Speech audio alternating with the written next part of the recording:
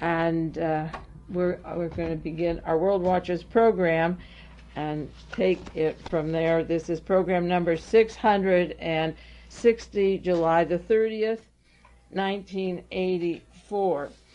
This time last year, I was into some very complicated diagrams and charts for the broadcast, number 608.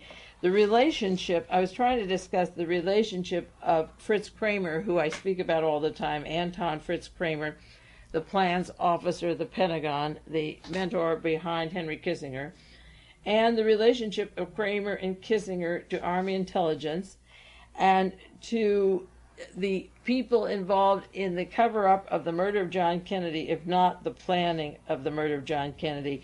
John McCloy, Allen Dulles, Joseph Ball, Gerald Ford, and all the links of all these people to Klaus Barbie, who had been arrested and sent to France to trial, who hasn't gone on trial yet. And also the complicated diagram. If you don't have this broadcast and you've picked up programs in the past year and you're not familiar with the programs I did previously, these tapes are available, and you really should get these diagrams, this one and a few of the others. They're terribly important because I was trying to explain the relationship of Gerald Ford, Henry Kissinger, Marvin Davis, Mark Rich, and the board of 20th Century Fox to John DeLorean and their links to Klaus Barbie, to the Bolivian cocaine death squads and the Bolivian government and the traffic of cocaine, to the Hollywood studios, and to the people behind the murder of John Kennedy. Now that's a lot to swallow if you don't spend another hour on this subject, but that's what I was talking about last year, the Hollywood connections of this particular studio, the relationship of Henry Kissinger and Gerald Ford, of course, on the board of 20th Century Fox, the allegations of the cocaine of DeLorean coming from Klaus Barbie, and the interrelationship of Nazis and drugs and Hollywood studios. As I say, I tried to detail and draw those diagrams, the office of William Rogers, the gentleman who is in the shared law office with William Casey, the links to the drug connections going down to Resorts International, up to Hollywood, the 20th Century Fox studio, and members of the Warren Commission, Earl Warren, and the whole group, tied together in the past in 1963, earlier in 1943 to 45 when the war was over, with Henry Kissinger with Klaus Barbie, then Barbie's role in Bolivia in the 70s when Nixon came into office, and both Kennedys were dead, and Nixon now had the throne. That's what I was talking about a year ago this evening. Now, in the news this week were three items that seem to make the full circle of what I was trying to say last year, and this is the title of the circle was a book that describing espionage that came out last year, and I love the title because the news events do seem to take these full circles, and this is one of these circles. In the New York Times it was just this last July the 10th, there's a story, Revolt in Bolivia Embarrasses the United States. Now this is how the United States set up an elite force like our special forces at Green Beret, again put together by the Nazis and Reinhard Gehlen, who was instrumental with the agents who helped kill and cover up John Kennedy's murder, a special forces group called the Leopards down in Bolivia. This country is angry about the new government, the democracy, using cocaine traffic for profits. The fascists, like Klaus Barbie and Licio Gelli, or Zia in Pakistan, or the Shah of Iran, the most brutal terrorists, can use narcotics traffic for guns and more fascism. But when a government is overthrown and the democracy uses the cocaine, same traffickers, for their profits, the government tries to stop the traffic. And under the guise of drug enforcement, the Americans have a special elite group and they kidnapped the president of Bolivia. You may have read about the kidnapping, President Hernan Siles Zuazo, Z-U-A-Z-O. The United States government kidnapped him at their special forces. Then when they asked the Bolivian army to come in and make the coup de grace and get rid of the president of Bolivia, the army refused to back up the American team. And according to the New York Times, and this is interesting because only the New York Times and the Washington Times, the Reverend Moon paper, carried the story. I didn't see it in any of the other papers that I have or get clippings from. The United States had a $5 million program down there, and then they added $58 million for the United States, a 5-year program through the Agency for International Development, and we have this tremendous account. And the Americans actually kidnapped the president of Bolivia. I wondered when he was kidnapped why he wasn't killed, but when he recognized the American team and his army wouldn't support the Americans, the story in the New York Times was the revolt in Bolivia embarrasses the USA. Well, ever since Klaus Barbie has been out of Bolivia, the fascists and those that had the death squads do in fact still stay there. Some fled. And they would like to, again, reap in this $800 million a year cocaine traffic, wouldn't you? But they don't want this president having the money. So the Leopards, our special elite force, was caught kidnapping the president of Bolivia. Now, the Washington Times has a story, the United States fears a leftist coup in troubled Bolivia.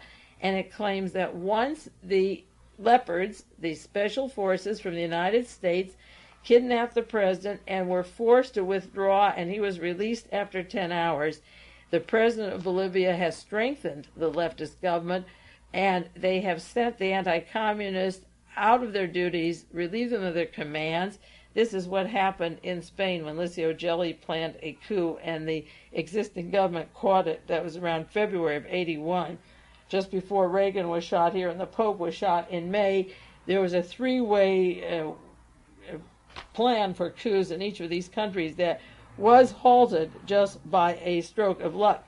So now, following that one story, July 18th, the Moon paper, the Washington Times, said that the president has now sent some of those people out of the country.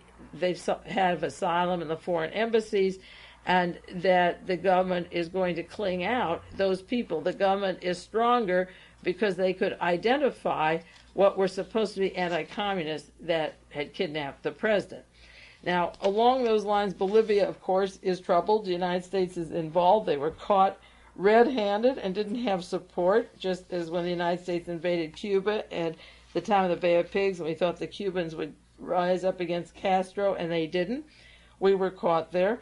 Then, seeming far away, but keeping in mind my allegations a year ago of this particular case, onto the John DeLorean trial. They're now investigating, the jury tampering case. And July 12th, there was a story, DeLorean jury tamper probe starts. And a fan of John DeLorean's, Mrs. Jacqueline Funkhauser, wanted to send a letter. She showed her love of John DeLorean by writing to Congressman Edwards, and he sent to various addresses, 6 or 8 or 10 addresses of the jury, I forget the amount of jury, a speech that he had in Congress and a study saying that the AB scam and the FBI investigations really border on fraudulent or frame-ups.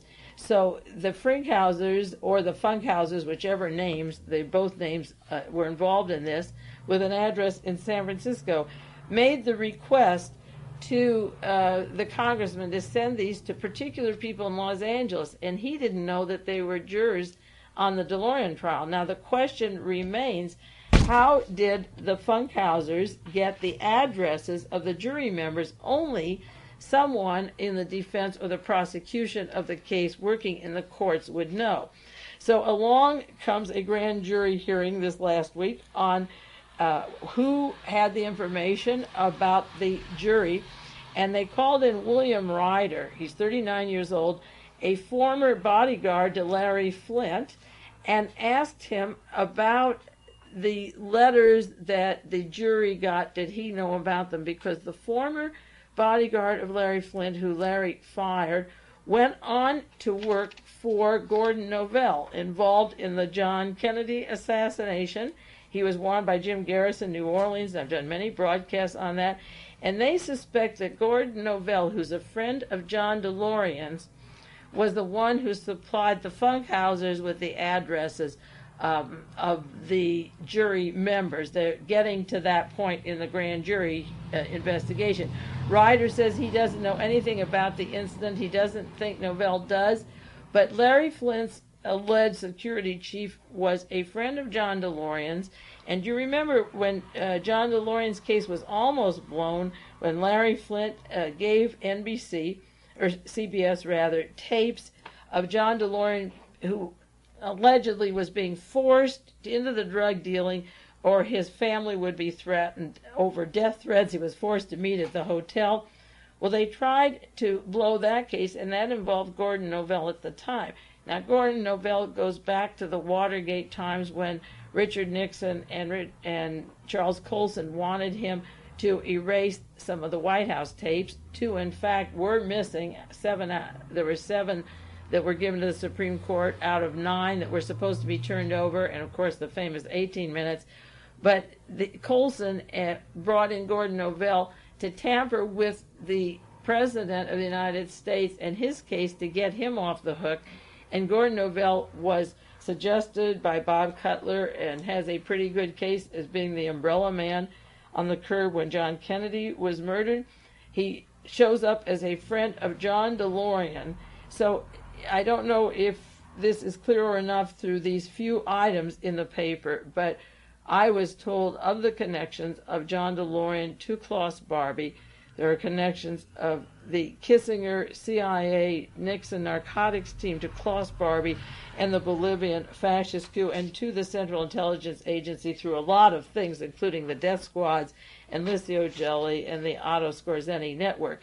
So just this past week, a year after the other broadcast, there were items about the DeLorean case and Gordon Novell, who they think is responsible for promoting the mailing of the congressional report to the jurors in June. The trial is still going on, but how they got the addresses is what they have to pin down and find out. And their prime suspect is none other than Gordon Novell, a man that Jim Garrison wanted in New Orleans, but who was protected in Ohio, said he worked for the CIA and didn't have to be investigated.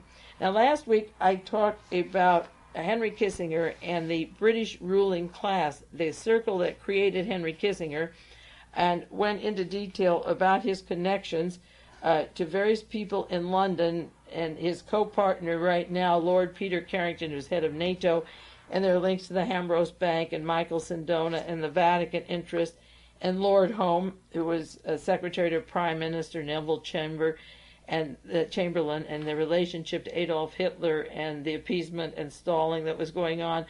I did a section on Henry Kissinger, and I'm going back to part 2, but there is something that takes more precedence this week, and I want to get right to that subject. So we'll continue the Kissinger London Nazi connections next week, I promise, but I want to go on to some presidential appointments in an election year now that I think is going to take the most of this hour. Just one quick item that I can't pass up. It's the Ronald Reagan mug. I don't know if you've seen it. It's in the newspapers. It's $500, and it's made by Royal Dalton. It's the ugliest thing I've ever seen. And it's to raise money for James Brady, who had his brain almost blown out. Brady's brain was blown to pieces. Luckily, he is surviving somewhat. We haven't really seen him think or function. To raise money to support James Brady, the former press secretary, an ugly mug was designed or thought up by Reagan's daughter, Maureen, you could guess. And this miserable mug that shows Reagan with a hollow head. You can buy it and fill it with jelly beans. And you buy the mug of Reagan's face, and the money goes to Brady. And the same week that that's out, John Hinckley, who shot Brady, says he wants his freedom. He's ready to get out of St. Elizabeth's Hospital. Hinckley should be paying for the James Brady Foundation instead of selling empty-headed presidential mugs. But if you figure that out, the Hinckleys are a very wealthy family. I think in an election year, the Hinckleys would like to see their son released. The close links of George Bush to the Hinckley family have been documented many times and by me on those broadcasts a long while ago. But just this week, John Hinckley is seeking his freedom to walk out on the streets. James Brady is seeking a brain, and Reagan is seeking $500 a mug, a hollow-headed mug of his face, to raise money for Brady while Hinckley can go back to the American Nazi Party in California and Chicago and wherever he met the American Nazis before he shot in Washington, D.C. Now, something is happening very seriously around the country, and in Washington in particular. It seems like a summer of nominations and conventions up in San Francisco and Dallas, the Olympic Games. And while all of that is going on, some of the most important decisions that will affect our lives are being passed to the hands of people that we should understand and study. We used to talk about Tricky Dick Nixon, but Ronald Reagan outdoes Tricky Dick, and I want to get into these areas. The first is an article about the appointments that Reagan is making during the recess. It's from the Washington Post. Reagan's recess hirings elicit resentment. This was July the 11th, 1984.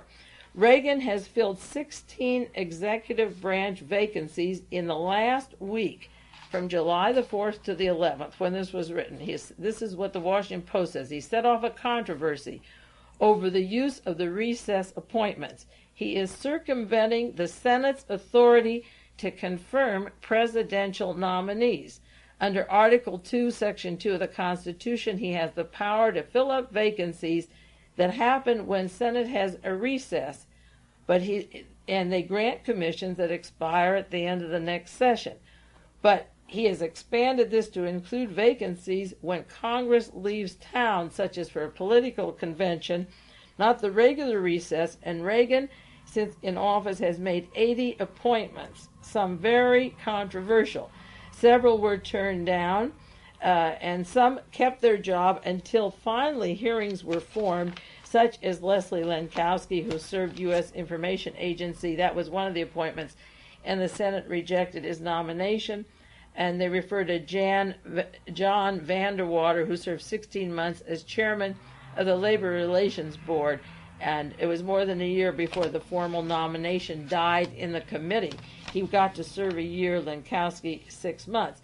Now, last week, according to the Washington Post, there were some important, they named a few of the appointments that were made while the conventions on the 4th of July weekend was going on. They mentioned Martha Seeger, who was put on the Board of Governors of the Federal Reserve, and I'll do a lot about her. Carol Dawson to Consumer Safety Commission, Ladno Zech, Z-E-C-H Jr., to the Nuclear Regulatory Commission. They failed to say he was an admiral in the Washington Post. Robert Broadbent as Secretary of the Interior, and the important 7 people to the National Council of Humanities. And we'll get to those because this is a large amount of money. And you know how I like theater and art, and to stack the art councils and that group with hand-picked, controversial, right-to-lifers, far-right, bordering on the fascist element. 7 of those people were put on the National Council of Humanities during the recess period. Doty, Truman, Livingston, chief of the Children's Bureau. Now, since Reagan took office, the Legal Services Corporation has been run by recess appointments. When everybody was out, the board of directors were appointed during the recess appointments, and there have been accusations that Reagan stalked the board with people opposed to legal aid while you were all vacationing and your congressmen were vacationing. Now, the article mentions that Jimmy Carter had made some appointments such as this during the recess, and the moment Ronald Reagan was president, he fired all of those people and put on his own team, such as the synthetic fuel company that's been under fire and investigation. Jimmy Carter had a board there, and Reagan came in, fired all but 1, and put on 7. But the point is this: if Ronald Reagan loses the election, you can reappoint these people that he's put on there. 16 last week alone, 80 controversial so far. But if he's reelected president, they stay on forever, and therefore it's important to take them one by one. Now, I'm going down some of the most important appointments that affect our lives. I won't have time in the hour this evening to do all of them. I'll do this and then update that other Kissinger story next week. But they are terribly important, and some of these that I'm going down to his recent appointments are either recess appointments or regular appointments that are controversial, and I'll indicate after the names what they are. Just to run their names down to tell you where I'm going, because we only have time for a few each week. Ann Burford, you all know, she's been appointed to the National Advisory Committee on Oceans and Atmosphere. Now, this is the trickiest appointment. You all know her for the Environmental Protection Agency. She was fired along with 20 others. But what Reagan is doing, I'm going to make you a guess now, is to sink totally the National Advisory Committee on Oceans and Atmosphere. By doing this, Congress will cut off the money, and then the decisions will be made by the military and put it in the hands of the people like Admiral Hayward, Admiral Moore, the top Joint Chiefs of Staff, and into the business section for the minerals and the people who can pollute and put the radiation and so forth in the air. I think he is sacking the committee by putting her on, and then the environmentalists will say, wait a minute, let's not have Burford. And that particular National Advisory Committee on Oceans and Atmosphere will then be put into the hands of the military, and I'll detail that in a moment. The next appointment is Roy Brewer for chairman of the Federal Services IMPASSE panel. That is to arbitrate labor disputes between the unions and federal agencies.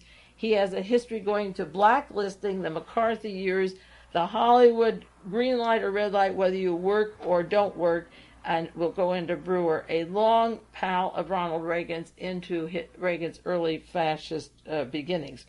Helen Marie Taylor was put on the National Council of Humanities. She's one of those, the group on the National Council of Humanities. She's on Western Goals, a long supporter of Phyllis Schlafly. She funds Pat Robertson's religious fundamentalist program, and is part of the Eagle Forum. The moral majority will go to Helen Marie Taylor. I'll have time for her this evening. Kathleen Kilpatrick has been on the Council of Humanities. She goes by the name Kilpatrick. She's married to Mr. Andrei Navrozov, N-A-V, N-A-V-R-O, Navrozov, N-A-V-R-O-Z-O-V. He's the publisher of the very controversial Yale Literary Magazine. She doesn't use the name Navrozov. She uses that nice Irish Kilpatrick. William Barclay Allen, a public research syndicate. These are on the Humanities Council that he slipped in last week. James V. Schall from Georgetown University. One newspaper referred to him as a professor at Georgetown. Another, he's a reverend who teaches at the Catholic University. Josephine Cressamore from Raleigh, North Carolina. Robert Laxalt, the brother of Senator Paul Laxalt. There's 4 professors here that have absolutely nothing to do with humanities or art. Laxalt from the University of Nevada in Reno. William Allen, a professor of government at Claremont University, the Harvey Mudd College, and I want to do a broadcast soon on Claremont, Peter Drucker, Fritz Kramer, and Henry Kissinger. Going back to what I was talking about last week, the British Nazi connections of Henry Kissinger that include Peter Drucker. Out of Claremont is a whole nest and beehive of Edwin Meese's friends and a nucleus of the fascists right in that little geographical area. Leon Cass, a Henry Luce professor of liberal arts, who is studying the relationship of biology at the University of Chicago and its ethical and social implications of biomedical advances, particularly the right to life. These are 4 professors, one at Reno, Nevada, the brother of Paul Laxalt, the controversial fellow, a professor of government at Claremont, a Henry Luce professor of government at University of Chicago studying the biomedical relationships of right to life. nothing to do with arts and humanities. He passed those on. He appointed retired Rear Admiral Lando Zech, I mentioned before, ZECH, over the furious objections of the Union of Concerned Scientists. They're trying to ease the atomic power regulations for the industry to the Nuclear Regulatory Commission. He has recommended retired Zech. That's one of those that has slipped in. Martha Seeger, another controversial recess appointment to the Federal Reserve Board, and she has a record of not caring about consumer interests, and I'll do more about her. You know the importance of banking matters now, and Mr. Volcker was not appointed or had any part of the commission investigating her. She was brought in by Ronald Reagan and his inner team without any part of the financial aspect of our government having the say. This was a political decision of the Justice Department and Ronald Reagan. Deborah Sekely, S-Z-E-K-E-L-Y. You notice those Polish or Russian. Maybe I'm prejudiced about some of these names coming in. Mr. Navrozov, and here's Deborah Sekely, S-Z-E-K-E-L-Y, a recess appointment. She was put in because the Heritage Foundation, and I did broadcast on their platform with Edwin Meese, with Edwin Noble and the Mellon family and so forth. The far right-wing Heritage Foundation fired the man working for the Inter-American Foundation, and Deborah is the founder of the Golden Door Fitness Center, the massage parlor where the very rich get starved and pat on the ass to get thin. Down in San Diego, she runs the Golden Door Fitness Center. She will now be chairman of the Latin American Crafts and Skills, put in by the Heritage Foundation and the far right wing down in San Diego, but an international big budget of millions of dollars. Stanley Sporkin has been nominated for the General Counsel of the CIA. He is the General Counsel of the CIA. He's been appointed a U.S. District Court judge, which is a lifetime appointment. And Sporkin has worked with William Casey very close, 7 years, in the Security Exchange Commission when Casey was under fire with his links to Robert Vesco and to John Mitchell and ITT, the whole scandals of the 70s and Watergate. Sporkin was there side by side with them at the SEC. He's counsel with the CIA now. Ronald Reagan wants him a judge in the U.S. District Court. That can't be turned down. That's a lifetime appointment. The U.S. Information Agency has suggested he's nominated Ronald Reagan George Nesterzuk, Nesterczuk, born in Germany, from Asch, Bavaria, West Germany, not in the USA, to succeed the controversial Leslie Lenkowski with the blacklisting and 90 people that couldn't be heard, including even Mr. Cronkite or Coretta King. He will decide programming for the United States Information Agency, and Robert Rowland has been nominated as the head of OSHA, the Occupational and Safety Administration, to replace Thorne Auchter, A-U-C-H-T-E-R, who's under FBI investigation for not having occupational safety prosecution against a particular firm in Kansas, getting them off the hook, and then becoming president of the firm. And the pollution is in Arkansas, South Dakota, so that these are the appointments. These are just 16 names of appointments, a good percentage of them done during the recess. The others, not recess appointments, but will be heard by the Senate. Now, if you have pen and pencil and you want to send copies of this broadcast and the next week's broadcast on these individuals, I'm going into the background of each one of these because this is enough to make your hair stand on end. It does with me, and it's very important. These people, like Ann Burford, has opinions that will affect the entire ocean, the world's ocean, your air and your rivers. What more do you want? And the earth that is polluted. Mr. Brewer will affect labor relations in this country and arbitrate. And you look what happened at the airport incident with the towers there. The 7-8 people of the National Council on Humanities will determine the kind of dramas you see, the playwrights that will be acceptable, and a way of screening out what they don't want you to see, and the money will go to the people that represent their way of thinking, and it is dramatized in that way. The admiral with the Nuclear Regulatory Commission will have to do with atomic pollution on our soil, things like 3 Mile Island, the air, the plants, how much they can get away, what is safe, what we're going to do with the pollution. That's our area again. And Ms. Seeger will have to do with money and the Federal Reserve. And a lot of people know that's important. And we'll also have the Golden Door Fitness Center taking care of inter-American relationships, of crafts and skill of poor people overseas who have a chance to sell in this country. We'll go back, and of course our U.S. District Judge in Washington, long friend and co-partner of Casey. We'll take a 1-minute break now and then go back to these appointments.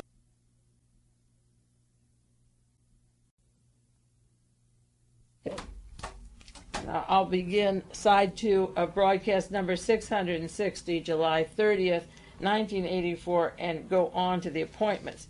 Now, I'm not going into the past of Mrs. Burford. You know her past. You have articles, or should have saved them, of her record with the Environmental Protection Agency.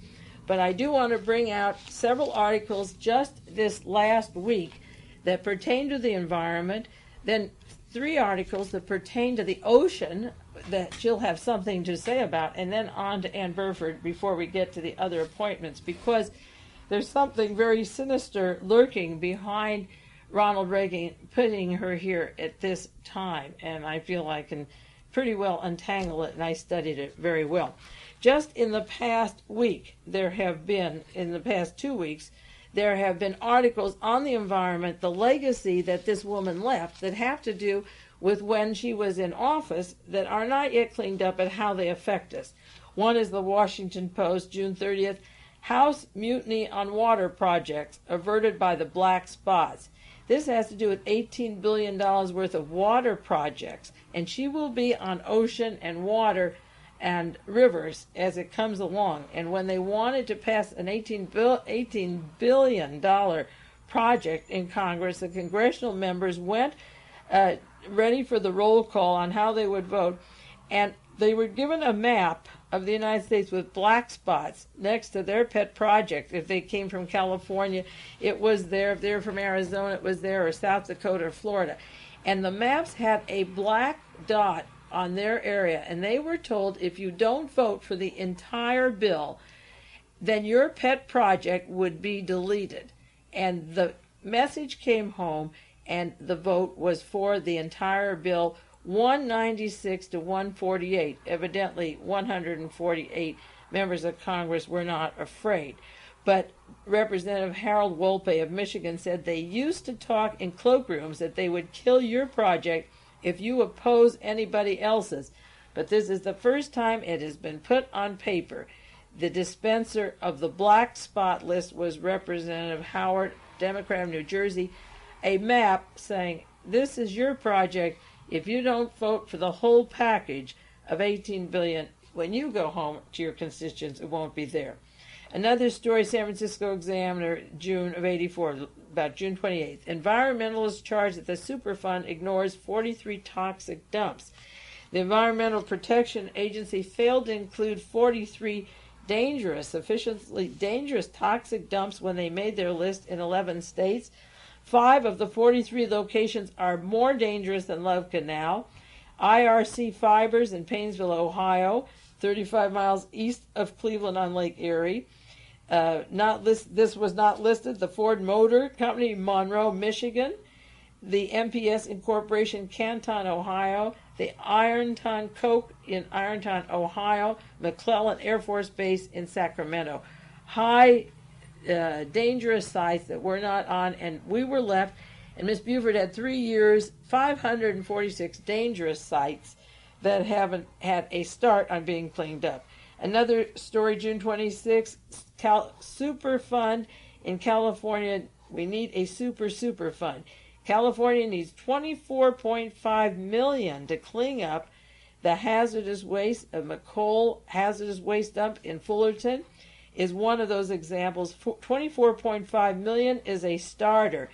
And they have now elected to put up some money, but the Environmental Protection Agency had internal problems, and California was caught in the middle for some time. That's when she wouldn't allow any money to come into the state for fear that Jerry Brown would get credit in an election year of helping get funds for his state to clean up the pollution. Another story, EPA soft pedal. This is Jack Anderson, June 30th. The Environmental Protection Agency has been using 3 chemicals, methyl that's on tobacco leaves. It causes tumors and induces cancer. They've been using that and misleading the review of the chemicals. Permethrin, formerly for cotton, now on lettuce, potatoes, pears, celery, cabbage, and Brussels sprouts. If the used levels are applied, it could lead to cancer in 5 to 10% of the people exposed. Harvade, an agent that's a carcinogenic, a pesticide that they didn't give adequate warning. Another story, panel calls, this is the one for the czar of toxic cleanup in California. The cost right now will be $20 million a year because we don't have the money, and it'll take up to 2084 to touch the 200 most hazardous toxic sites. That was Ann Burford, who was appointed, never should have been appointed, Environment Protection Agency, with this kind of work behind her. Another San Francisco Examiner story, July 3rd, toxic waste cleanup bill slashed by $100 million. The California Assembly slashed by $100 million the money needed to clean up through this administration some of the pollution that's going on in this state. And finally, a story in the New York Times, Reagan's air-water policy is foul. And this has to do with, in the past 3 years, it says, in 3 years we have not advanced a single detailed proposal of our own for reform of any of the major health, safety, or environmental statutes. That is the woman that is being promoted to this other job, if you can believe it, as chairman of the National Advisory Committee of Ocean and Atmosphere. Not a single change in 3 years, this New York Times story has a study. It says that the EPA was a festering scandal for years. They had a budget cutback, hazardous waste, toxic chemicals. The law enforcement was at a standstill, and it says half of the drinking water supplies in major cities already has toxic chemicals, and the administration refused to curb the sulfur emissions. And this is affecting the earth, air, and water. That was when she was in office, and now she's been promoted to this wonderful new position. Now, regarding the ocean, there are just 3 articles, and I have many on the ocean that I think pertain to Ms. Burford in particular. One is November 21st, 1983, New Findings on Ocean Expedition. This is the Glomar Challenger that was built by the CIA. It's made 96 voyages. It was used as spy ship, of course, in part of the overthrow of Allende down in Chile. They're now drilling holes into the ocean floor at more than 600 sites in the ocean. Imagine how she would stand up to this. The team that she's been working with have been using the Glomar. They've bored through thousands of feet of the seafloor, and they are designed to assess the unmanned system for installation on Soviet territory, monitor the Soviet testing, and the sensors now remain in holes, still connected by cable to the processing package to transmit acoustic signals. So the Glomar has planted 600 sites under the ocean with a network of cables for war to set up against the Soviet Union. That's one way to use the ocean. Another story, Oceanography for Smarter Wars, New York Times, July the 3rd, just this past week. 2 priorities of the Navy ocean science are the Southern Oceans and the world's strategic straits. Commodore John Seesholtz, Seesholtz, from the Navy, is giving the battle commanders a better idea of hour-to-hour marine environment. He has 3,000 people in 65 locations around the world with global positioning stations using oceanography for optimum tracking of ship routes and aircraft routing. So not only is there a space war, the use of space stations that we hear so much about with Mr. Fritz Kramer's partner, Daniel Graham, and the high frontier going into the whole network of the Reagan administration and Helenics, that group that I've barely touched on the air. But this is the ocean for exploration of war. And finally, another article, July the 3rd. Now, these two articles, one about the smarter wars and the other one about ocean exploration, came out the same day that Ann Burford was put on this committee for the special nomination for the Advisory Committee on Oceans. And this is the same day that she is given this blatant appointment. This story comes out. The United States wants to expand the ocean jurisdiction within 200 miles of every border of the United States, 200 miles for the expedition, research of minerals, and so forth, within 200 miles. The United States would acquire, it's the acquisition of the United States through the National Oceanic and Atmospheric Administration and the Environmental Protection Agency and the Department of Energy and Navy, the ability to increase our territory to 200 miles around us. Now, it's interesting that they refer to the National Oceanic and Atmospheric Administration when she is on the Advisory Committee of the Oceans and the Atmosphere.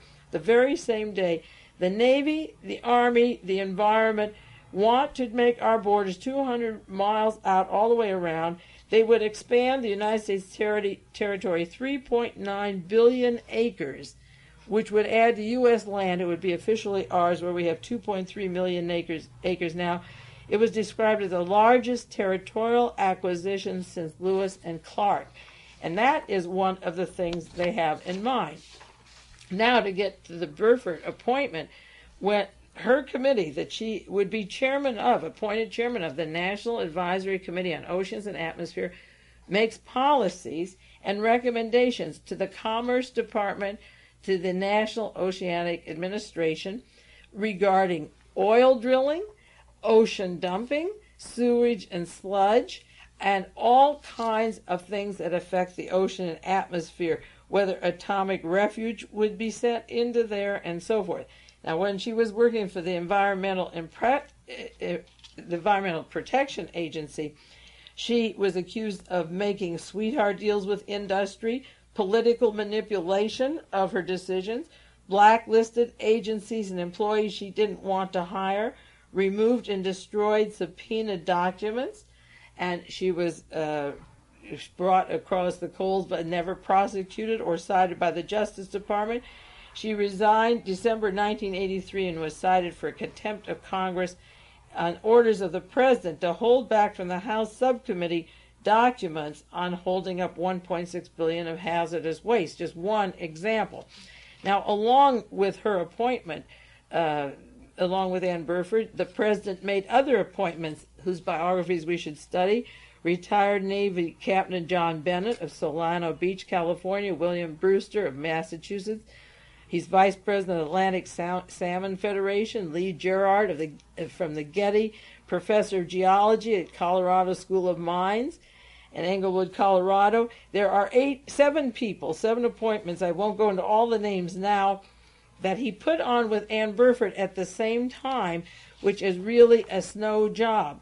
Now, Stephen Anastassione is the executive director of the advisory panel. He said that the 18-member body, there are 18 members there, and 8 were appointed at this time by Ronald Reagan, will advise on programs ranging from the Defense Department, from the Defense Navigation Systems, to wetland protection, to subsea mining for scarce mining of minerals and nuclear waste management. But scarce mining, the minerals that they talked about in terms of opening up this department that she is appointed to, goes back to the article in the New York Times about the mining and setting the 200-mile boundary around our shore, which would be commercial. And the reason I think that Reagan maybe wants to sack the whole thing, if they fund them, it's a catch-22. They'll go on with what they intend to do through the minerals and mine and staking the posts and the military satellites in the ocean. If you sack them, then it would go to the business people and the military alone, so either way you lose. But one of the jobs is to check the subsea mining of scarce minerals close to our shore. Now, the only person working with Ann Burford that even got a tap on the wrist was Rita Lavelle, who was fired. She was sentenced to 6 years in prison. Children, of course, never served, and fined $10,000 for lying to Congress, and you know that she's never going to go to jail for that. But if Miss Burford was charged with political handling of the environmental to the way that she was and manipulating it for political reasons, what makes her qualified to decide on the atomic waste, the use of the ocean for waste? Now, there was a story in the newspaper about a conflict she had leading to the exposure of the department. This was in the Houston Post, July 8, 1984. Reagan's appointment is a callous slap in the face of the environmentalists and the National Advisory Committee on Oceans and Atmosphere, once created by the Nixon administration, used to be bipartisan. Now Reagan has torpedoed the NACOA with a zero budget, and the Houston Post gave me the idea maybe he's trying to destroy it by having Burford as chairman. And they go into Sharon Stewart's quotation. She was replaced when Reagan put in his new team, and Sharon Stewart testified that this person opposed the incineration of hazardous waste in the Gulf of Mexico. This, of course, is close to the Houston Post that came out. And the company hired to do the hazardous waste incinerating was the Chemical Waste Management Incorporation, the nation's biggest waste disposal company, and they were trying to get Ann Burford's Environmental Protection Agency to permit 2 incinerator ships to operate in the Gulf of Mexico to burn the hazardous waste out there. And Chem West, that was the company, was figured in a multiple congressional investigation that led to the Burford resignation in the first place. In 1981 to 1982, Ann Burford had her special assistant under the environmental protection was James Sanderson. Now, Sanderson worked for Burford, and he worked for Chemical Waste at the same time that he was advising her on the decision to burn the waste out there over the shore, this dangerous, hazardous waste. Nobody knew what would happen to the environment.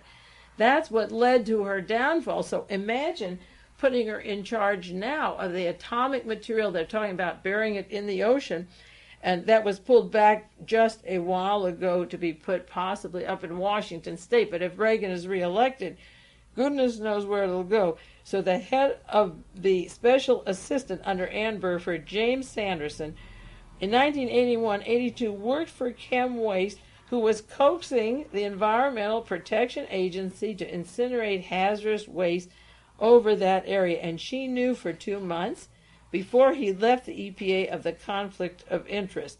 William French Smith, of course, said there was no basis for criminal charges.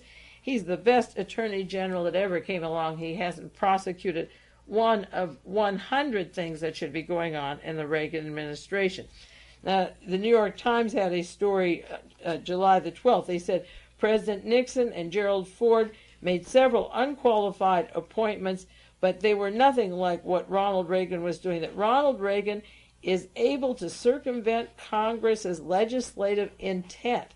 What they enacted new legislation at one time to require specific qualifications for the appointment, the environmentalists. But Reagan is circumventing the Congress's legislative intent. Now Congress can finally, if they want to, act that the appointees, every appointee, face a Senate confirmation instead of these quickie things that he's passing through. There is the opinion in the Washington Post that the panel on oceans may sink with a Burford splash, but I'm saying maybe he wants it to sink so that the multinationals and the military, the business and the military, will make the decisions, and then this group won't be allowed to interfere.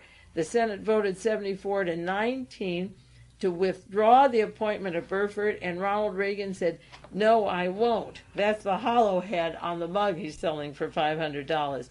And Burford, he said, is fine by me, and I want her, and he absolutely will not back out. He doesn't back out on anyone. He didn't do it with Raymond Donovan, the Secretary of Labor, when the investigations came and linked to the mobs, and at the time they were going on, 2 of the witnesses that were testifying against him were found dead.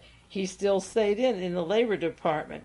Then and Burford counteracted this last week by saying it's a nothing burger agency.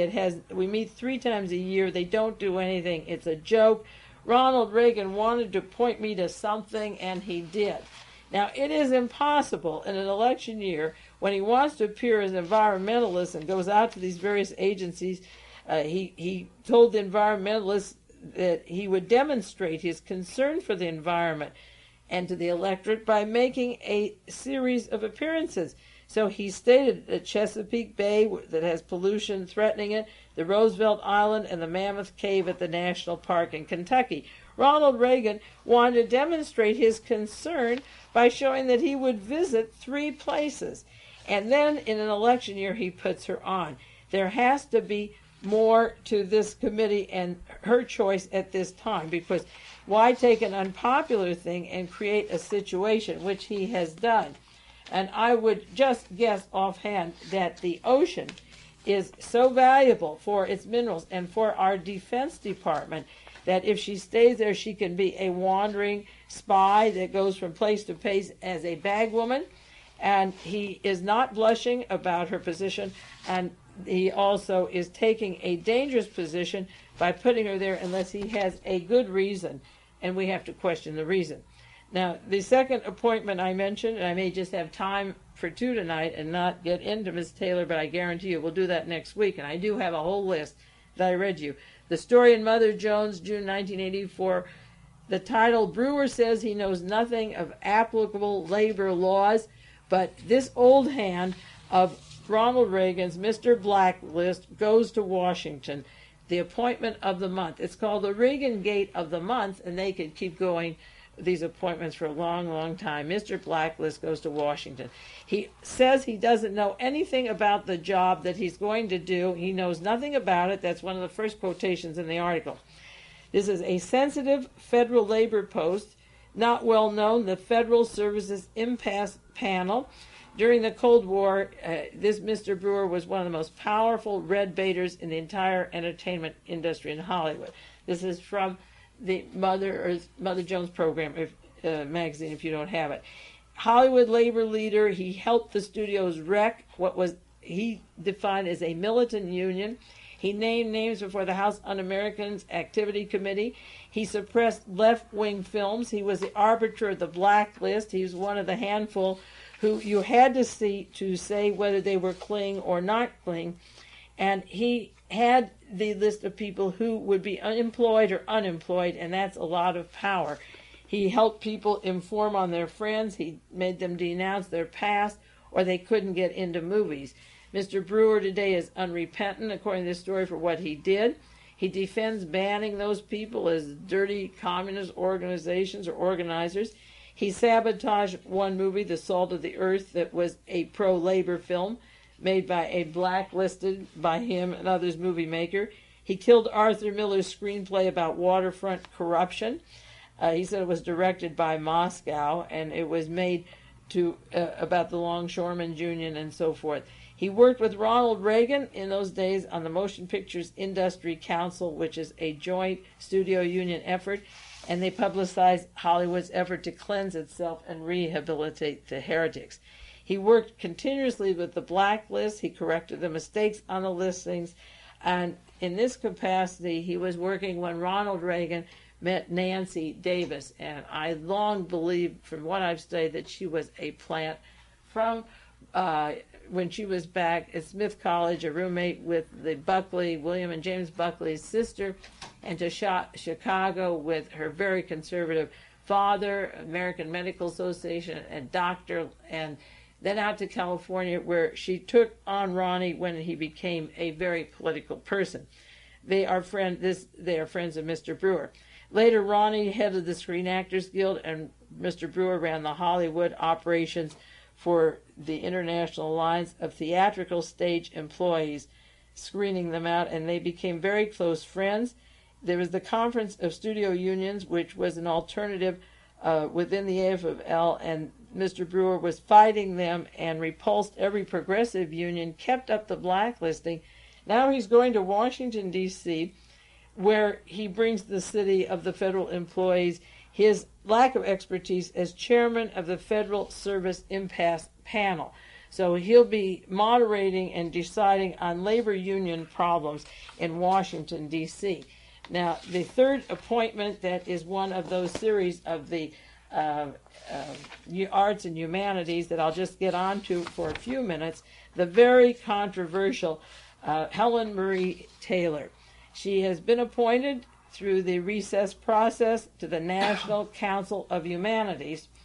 There was an article about her in the Village Voice in October 1983 because she had another appointment which was turned down for the Corporation of Public Broadcasting. She was turned down because of her links as vice chairman of Phyllis Schlafly's Eagle Forum. She is also active, as I mentioned before, with the evangelist Pat Robertson and the Christian Broadcasting Network, and a strong supporter of accuracy in media, which is another form of blacklisting certain reporters, TV, and radio people who do not carry the far-right party line. Now, what the Village Voice left out, the part missing from the Village Voice, is that she also is on the board of Western Goals. That is the notorious organization I've been talking about for the last few years. She is linked also on the board, and I can list when I go into her biography, and many of you know it, to Mr. Wigner with their connections to the Gehlen operation, the BND and Nazi in Germany, and the Nazi group that were active with Adolf Hitler that are still in German intelligence. We'll do again the list of Western Goals organization that she's on the board of. Now, when she was nominated for this appointment on the broadcasting group, Sharon Percy Rockefeller asked Barry Goldwater to turn her down, to sack the Taylor nomination. And later she got information through General Wiedenauer that her appointment was turned down because of Barry Goldwater, that she is a cousin of the general, and had inside information of who didn't want her on the Corporation for Public Broadcasting. She was suggested for that position. As I say, it was turned down. And during this recess process, Ronald Reagan has gotten her on the National Council of the Endowment for the Humanities. Now, in the New York Times, May 25th, there's a story about this endowment. It's 26 members of a council, of which 8 Ronald Reagan appointed last week during the recess of the 4th of July and the Democratic Convention. They spend $140 million a year. 8 of the 26 were appointed while everybody was out of Washington. Senator Claiborne tells that he's disappointed with the quality. Senator Ted Kennedy said he will conduct a thorough review. So if you want to send him a copy of this cassette or the sheet that goes with it, write to him. He wants to investigate it. Richard Lyman of the Rockefeller Foundation, a former president of Stanford University, said that this is very disturbing, these appointments. The common thread of the Reagan appointments is the right to life, no academic qualifications, more politicized than ever, and no regard to scholarly qualifications. The term for these people that was appointed just this last week, the term of these people is 6 years if they go through. The law said such members shall be selected on the basis of distinguished service and scholarship or creativity, artists, in which a manner will provide comprehensive representation of scholars and professional practitioners in the humanities throughout the United States. Can you imagine Robert Laxalt, the brother of Senator Paul Laxalt, charged with illegal skimming money in Nevada, links to the mob, co-partner with William Casey of the CIA, and close to Robert Keith Gray and that network I keep exposing on the air. Mr. Laxalt is one of those people. He doesn't fit the criteria of scholarship or creativity or representation of scholars or humanities in any sense of the word, and he's just one example. Now, this Helen Marie Taylor, as I say, General Wiedenauer, well known to some of you, had asked, he was the one that asked Barry Goldwater to approve the nominee, and it was the Percy Rockefeller. She married, Senator Percy's daughter married a Rockefeller who asked to stop her nomination before. Next week, because our time is up now, I'm going back to this person, this controversial woman from Western Goals, Helen Marie Taylor, and her funding of Western Goals of thousands of dollars, and now on this group of the humanities and arts with a budget of $140 million. I gave you a list of some of those appointments, and next week we'll go down the line as many weeks as we have to and fill in the background of what Reagan did while all of you were summering and sitting in the sun or watching your Olympics or vacationing or whatever you were doing, the conventions. Meanwhile, it's time to close now. It's Mae Brussell, and I'm on KAZU FM in Pacific Grove, California.